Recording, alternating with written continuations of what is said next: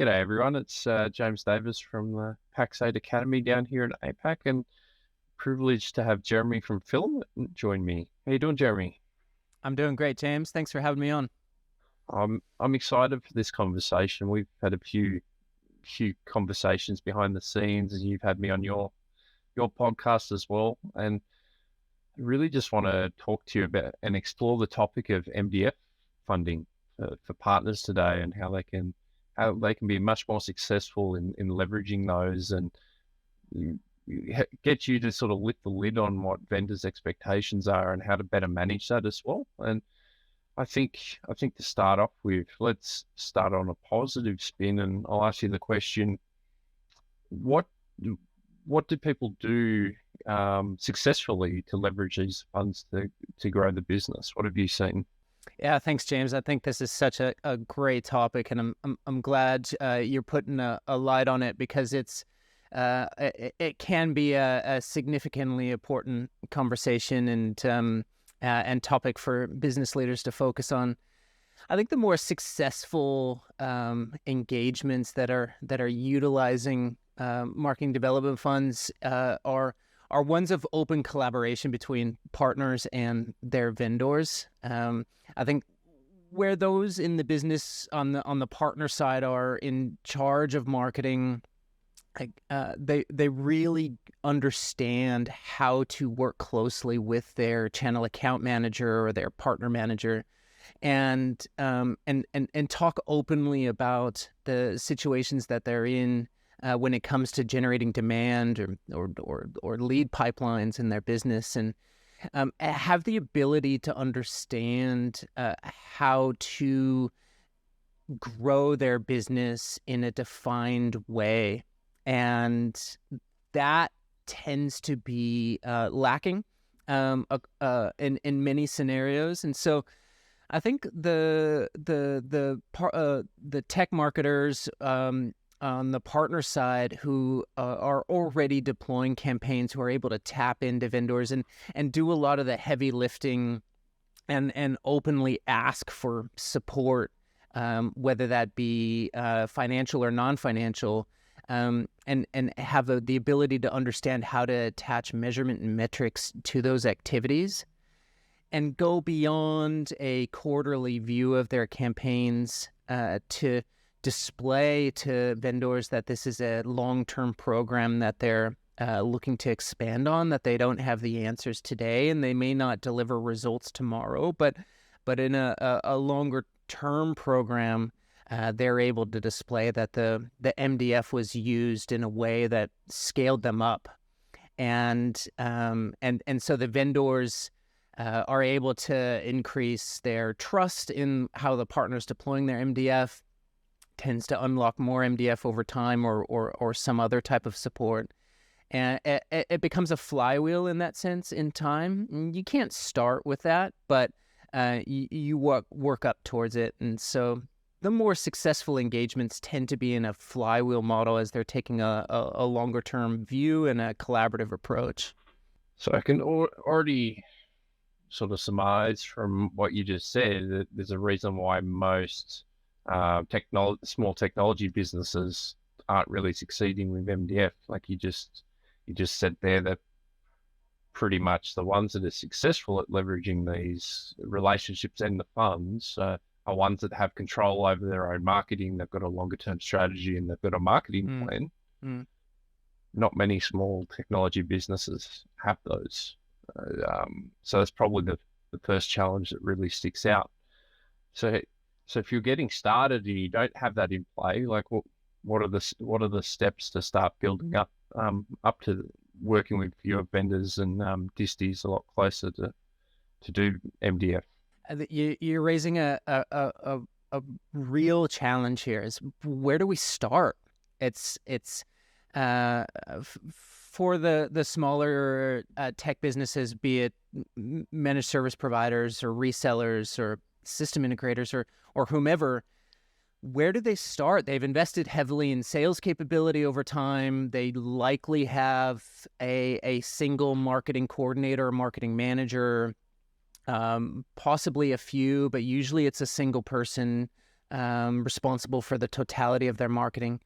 Many don't have a marketer at all. They've grown their business off word of mouth and referrals from delivering great service to their clients. They've grown reputations in their communities by being part of associations or committees at their kids' schools. It's a natural growth cycle, but you can't scale that. And so where they're looking to understand how to start, it's kind of unclear in what to do, particularly when their first challenge is a broader brand strategy and growth strategy across their organization, which their vendor isn't going to get involved with necessarily. They could have anywhere between, 8 to 12 vendor partners in their stack.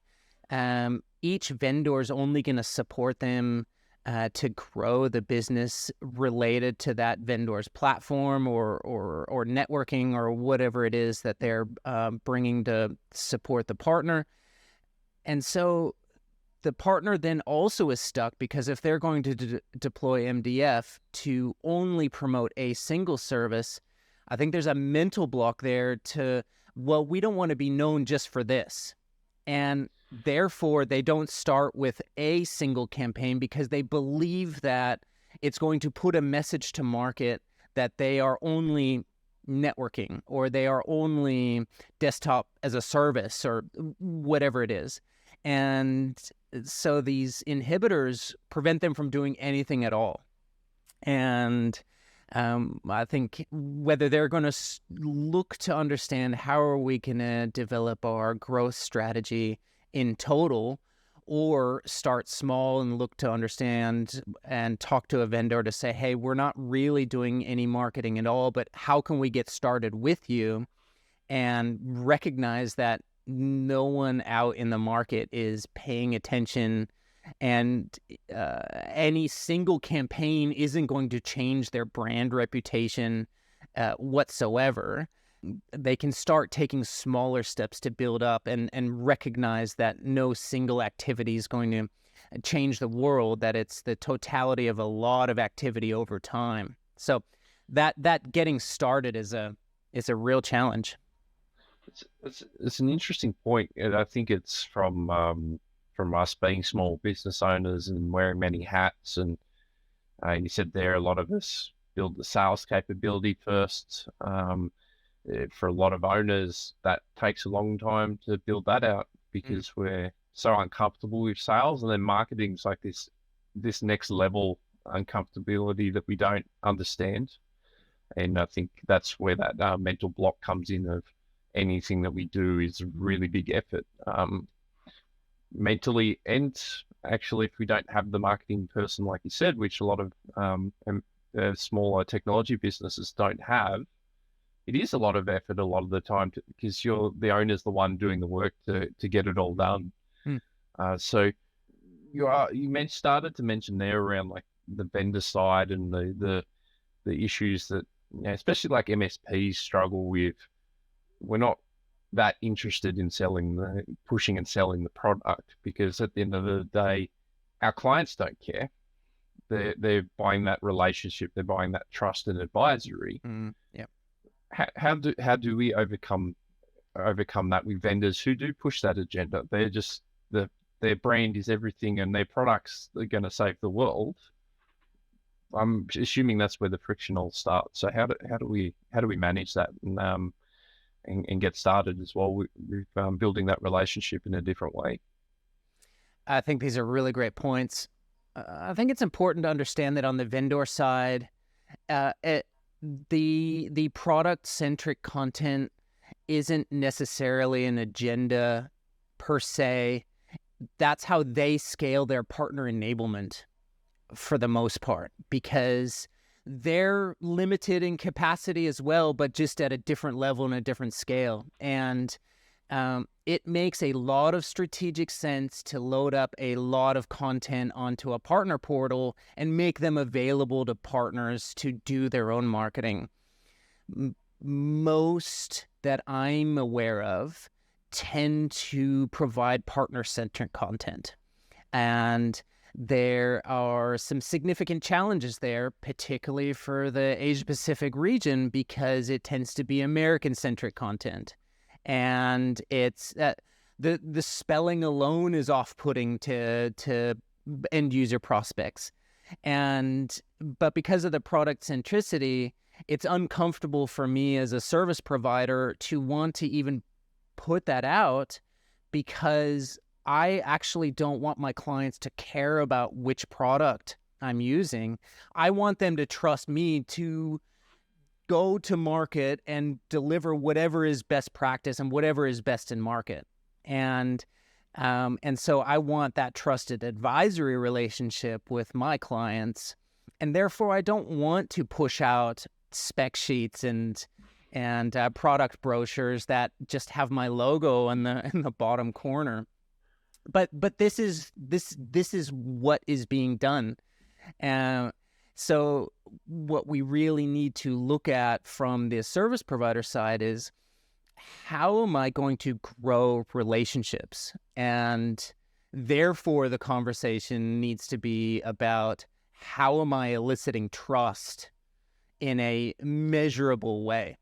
It's weird to talk about it like that, but I think most smaller technology businesses would do well by understanding what is the process of building a trusted relationship over time with my end users, and how can I potentially use content or messaging to help drive that. And there's clear pathways of doing so by displaying your case studies, by displaying the ways that you resolve particular pain points in end users' businesses, by the way that you specialize in particular niche verticals. Whatever it is, I think that's a clearly different pathway from leveraging product-centric content. And so I think the vendors and the channel program managers or heads of channel who are getting really, really good at partner enablement are actually figuring out, how do we either create region-specific helpful content that you can leverage in whichever way you need, to make it easier for you to put messaging into market in a way that you see fit, that matches your brand and your positioning and your target prospects and verticals. Or they're looking to understand, how can we customize it for you? And that's really exciting stuff, because guys need that, because as you said, they're wearing all the hats. And if they're not focusing their time on revenue generating activities, their business is not moving forward. And so I think where there's the capability on the vendor side to understand how to support their partner base en masse, particularly the smaller end side of their partner base, which is the largest side of their partner base, the more they can accelerate the demand generation at the individual partner level. What I was hearing as you were talking there, the last sort of point, it's a two-way street. So it is very hard from the vendor side to push out messaging that's going to work for your individual business, because you need to know what your messaging, what your positioning is, what your value prop is, and your culture and all that stuff, so you can frame that marketing the way that you need to for your business. And most small technology businesses don't know any of the stuff that you listed out. So there's this bit of a friction immediately, because the small technology business owners are looking for a silver bullet to go, just give me some marketing stuff and I'll push it out and I'll magically get leads. But this isn't how it works from what I'm aware of. I don't know your opinion around this, but I think that's where the friction starts, isn't it? Like, apart from the product focus on the marketing, it's very hard for a vendor to do the actual value prop to the clients. So what do small business owners need to think about a lot more when they're looking at this sort of marketing? It's important to be practical and pragmatic. If they don't have what we've been discussing, my view is it is better to do something than to do nothing. And it is important to be communicating even if you aren't clear about what makes you different.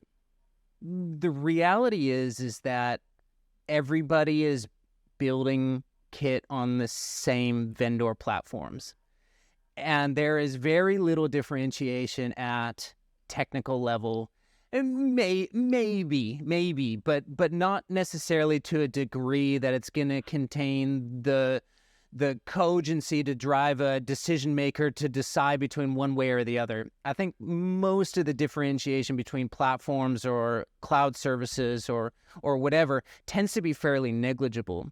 The differentiator is your brand, your people, your customer service excellence, the trust that you build. These are clear cut-throughs.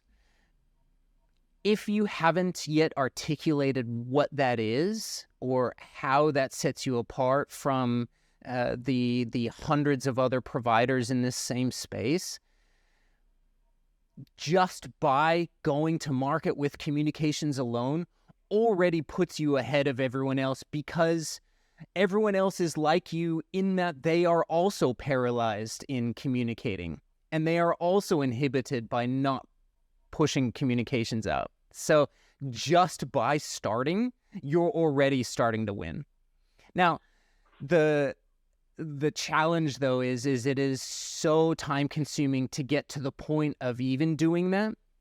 And I believe the more time that it takes to ramp up to start getting messaging out or starting to communicate or starting to, do anything, there's more risk attached to it because it becomes so meaningful that you need it to work immediately. And unfortunately, a couple of EDMs or electronic mails, emails aren't going to unlock a flood of leads in the way that we've come to believe that it should. And so there's expectation management involved there as well that's required to understand that it's a sustained process over time. But I think the smaller technology business would be well served, even if they don't feel like they have a core marketing strategy or brand principles or differentiation, that starting to communicate alone is highly valuable, and keeping the rhythm is highly valuable in and of itself. And obviously, you were not talking about just shoveling rubbish out for the sake of it. You're talking about communicating at least a half decent message and building up and improving it as you go. But I totally get your point, even from my personal experience. Just getting started and building up over time. No one remembers the stuff that you do earlier in the piece. People only remember the last couple of weeks, if that, of what they've seen, because there's so much information around. So that perfection over execution gets in the way of a lot of the stuff we do in small technology businesses. That it really is that discipline to just get started and then just focus on improving as you maintain that discipline. And I want to ask you a question on a point that you made a while ago, that measuring trust throughout this and being able to quantify that. What did you mean about that, and what does that impact in terms of the technology business marketing measurement itself, and then the relationship with the vendor that you're getting MDF from? I think this is such a critical conversation. Anyone who is in the business of service is in the business of trust, I believe. And I think trust can be broken so quickly, and it's important, and it's hard to build. what I think is that the businesses that are engaging MSPs or other providers ultimately come to a point of trust where they are not questioning every single decision, or they are not deep down in the details, because at that point they know that everything's secure, everything's running, new hires are onboarded with all the technology that they need, and there are workstations to get going on day one. There, if there's problems, there's a help desk that resolves the issues quickly. All of these things amount into what is called a trusted relationship, but building that in advance of signing an agreement is often not thought about. We as technology providers or builders of technological solutions, the nirvana is just to build it and it sells itself, right? I mean, that's the ideal. And we want to be in our offices and we just want to put stuff out there, and leads come to us. And some guys get it right. They make it onto a marketplace, and there's so much demand that their opportunities come to them. But that's not usually the case. The common scenario is that we have to go out and find the right type of prospective client, and not be chasing bad fit, but finding the right types who will work with us and work with us over the long term, and just so we can drive up client lifetime value. It's too expensive to constantly find new clients, but if we can grow our relationships with existing clients over time, that's the most optimal. So building that trust up front and measuring it, I tend to think that starts sitting within the marketing metrics. And how do we develop that up front, or how do we figure out how someone is engaging with us? We do it with content. And this is where there is I think a unique opportunity for B2B technology companies in particular to start understanding we're not constantly just trying to sell services. We want to eventually, but nobody buys immediately. And in this particular landscape or ecosystem, if we reflect on ourselves, most owners or managing directors of MSPs hate to be sold to. Yeah. It's even they want relationships first before they're going to consume or buy. And I think anyone who's trying to overtly sell to them is on a fool's errand in the first place. And so I think looking to understand, well, if we can't just go out and overtly sell, how are we going to firstly get on their radar and become known to them? Secondly, how do we position ourselves as someone who can resolve some pretty serious problems that they have, whether they know that they are problems or not at the time? And how can we increasingly become part of their research as they then start looking for solutions to resolving those problems? That's content for the most part. And so when we were talking earlier about region-specific content or content that's pointing towards resolving pain points, that's where the hard thinking needs to come out around. Well, if 80% of our current client portfolio is education providers, we're working with schools from primary schools right through to ideally one day universities. They have distinct issues. They've got very distinct problems. They've got security concerns. They've got data retention concerns. They've got cloud consumption. The list goes on and on and on. But how can we get on their radar by showing that we understand them? We have the ability to resolve these issues. We are drip feeding content to market. We are emailing. We are hosting events. We are doing a whole range of activities in a sustained way to display to these people that we get them. Where you measure that trust is how they interact and consume the content. Now, that sounds a bit strange, but you can start looking at measurement through, have they been reading what we've been sending them? How long have they been spending reading that? Have they read more than what is normal in a usual scenario? And should we just pick up the phone and call them now? Because they're already aware of us. And let's just find out whether they have a particular issue on their minds, because we've just noticed that they're reading more than what everyone else is. These are the types of things that we would start using to measure trust at just the marketing level. I find that super fascinating as you broke that out. And I think this is where that disconnect starts happening with the small business owner, because all of that sounds like a whole heap of work in an area that they're not comfortable with, and sort of no wonder that no one's doing that right. We go back to that.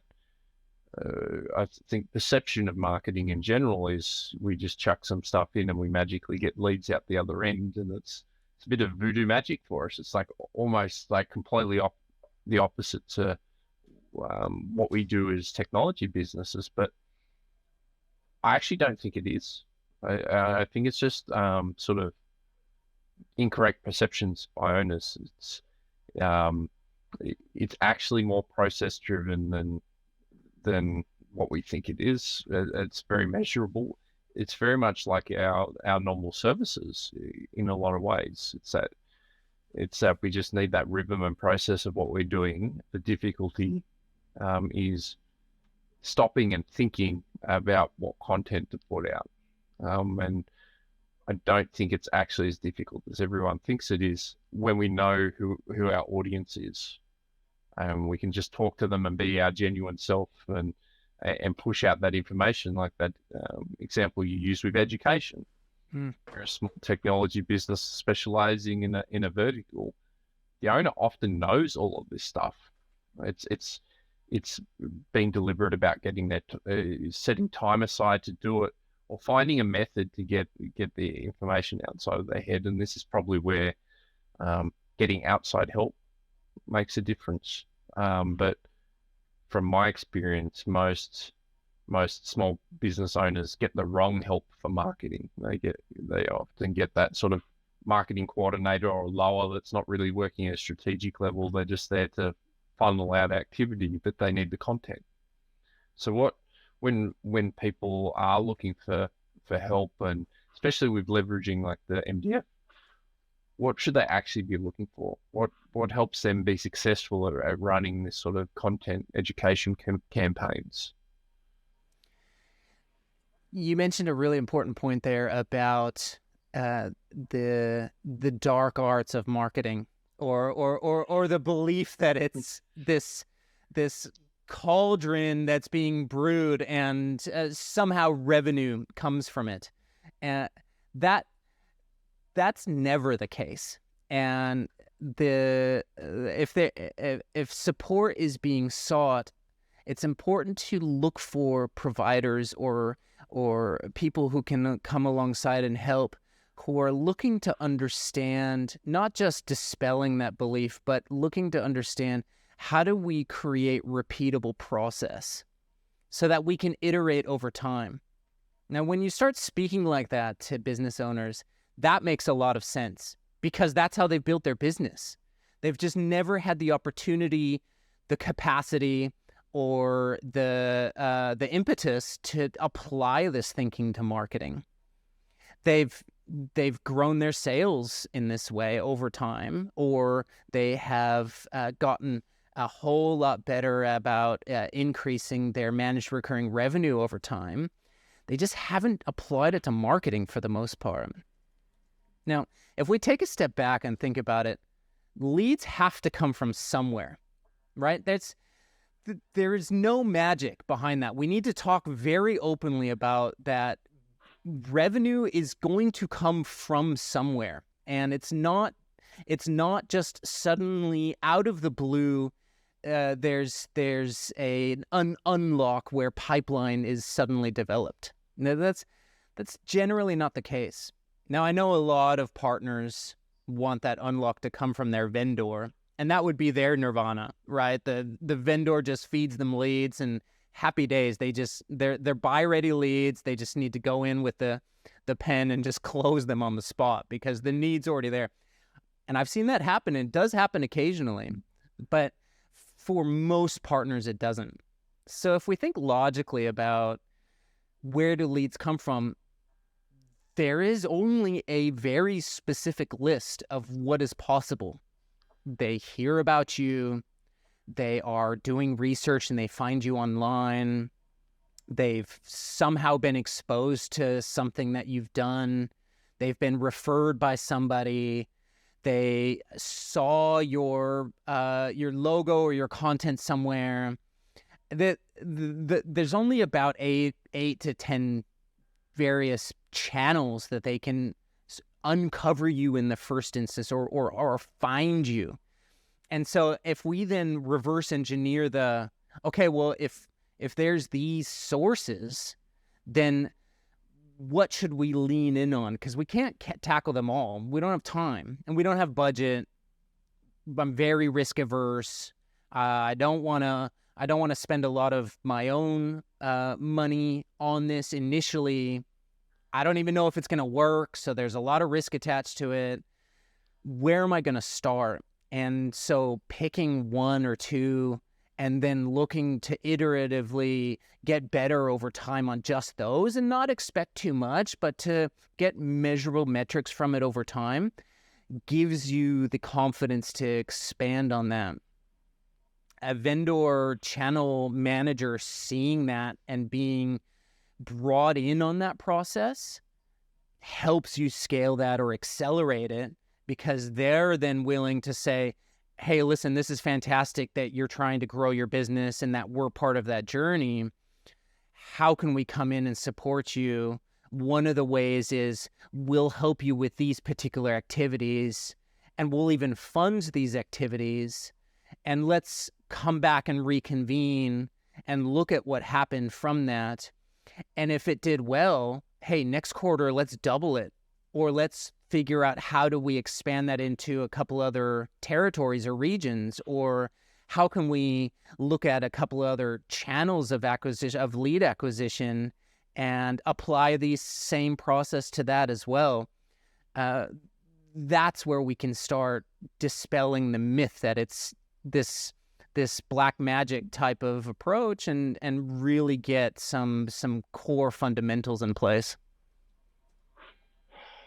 That's some really good advice. I think that just focusing, and a lot of it is fairly obvious if we stop and reflect where we're getting our leads, who are our ideal clients, because we already have them, we already have examples of them, and we can work backwards. Where did we get them from? And then double down on that sort of methodology and focus on it and measure the results over a bit of time. And then it's always a bit of trial and error in this, isn't there? It's not just going to be one magic thing. You might stumble across the thing that 100% works for you, but often it's going to take some time to work out your processes and your channels like you described.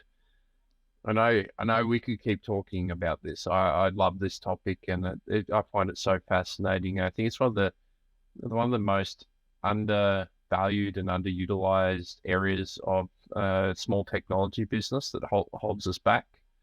So we've spoken about a lot of different areas today. If you were to sort of wrap up today with what you want people to walk away and take away and then get started, what would you surmise? I would really encourage listeners to think about what is inhibiting them in growing their demand generation and lead generation.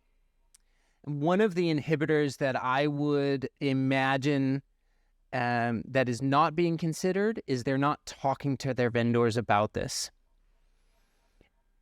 The channel partner or channel account manager generally isn't going to start the conversation with you. They have their own jobs and KPIs, and a lot of that is directly connected to where they can upsell or sell more consumption or more widgets. Their focus tends to be on very large partners as a result. Therefore, I would encourage the listeners to put their hand up to say, hey, we really want to grow our business, and how can we do it better together? Starting that conversation openly and humbly, without feeling like that's going to somehow besmirch or be detrimental to your reputation with your partner, but going in boldly to say, listen, how can we grow our business with your help? That first conversation alone is probably going to be the hardest, because from there, you can start looking at an action plan. The vendor might say, we would love to help you, but you're not quite on our radar yet. But if you were to start doing ... we will start getting behind you, because you will have elicited trust from us to show that you're serious about this. The days of vast MDF being splashed around for anything, long gone, right? The pencils are sharper than ever, even on the vendor side. But if they can see that you are serious about looking to build a sustainable process to increase your exposure, to do it in a measurable way, to do it in a repeated way, that relationship will intensify over time to where you can unlock increasing amounts of funding from your vendors to scale up your marketing at the same time. But it takes time. It's a relationship. It requires a lot of communication, and it requires a commitment as well. You're juggling all the hats. So adding this as a core commitment means that you're committing to the growth of your business and understanding that it's not going to unlock pipeline immediately, but will do so in time. And you have that understanding, and you're communicating that back to your vendor and growing your relationship with them.